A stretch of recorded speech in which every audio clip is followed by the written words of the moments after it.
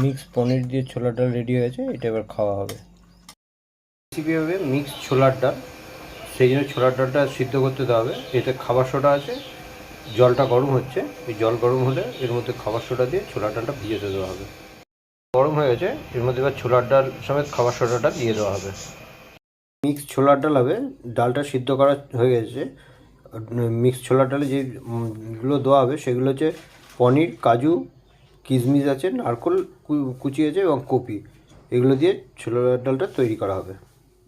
পনিরগুলো দেওয়া যায়, এটা হালকা করে ভাজা হবে। এগুলো ভাজা হয়ে গেছে, এবার তুলে নেওয়া হচ্ছে।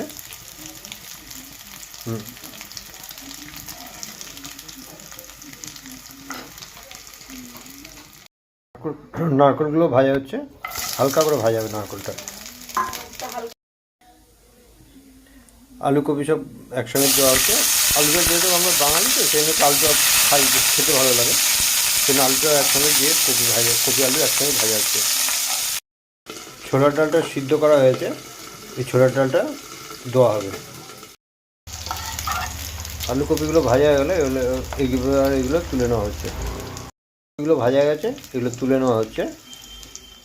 গরম হয়েছে, মশলা দেওয়া হচ্ছে, জিরে দেওয়া হচ্ছে, শুকনো লঙ্কা, ছোটো এলাচ সবই দেওয়া হবে।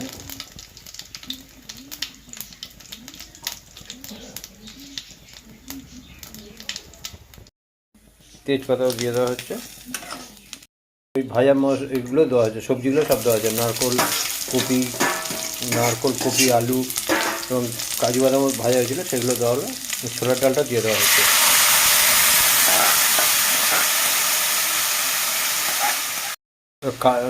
কালার লঙ্কা গুঁড়ো দেওয়া হচ্ছে পরিমাণ মতো।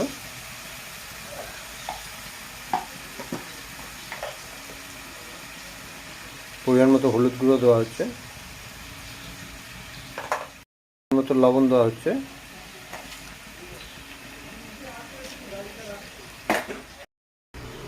হিঙের জল এবং কিশমিশ একসঙ্গে ভেজানো ছিল, সেগুলো দিয়ে দেওয়া হচ্ছে।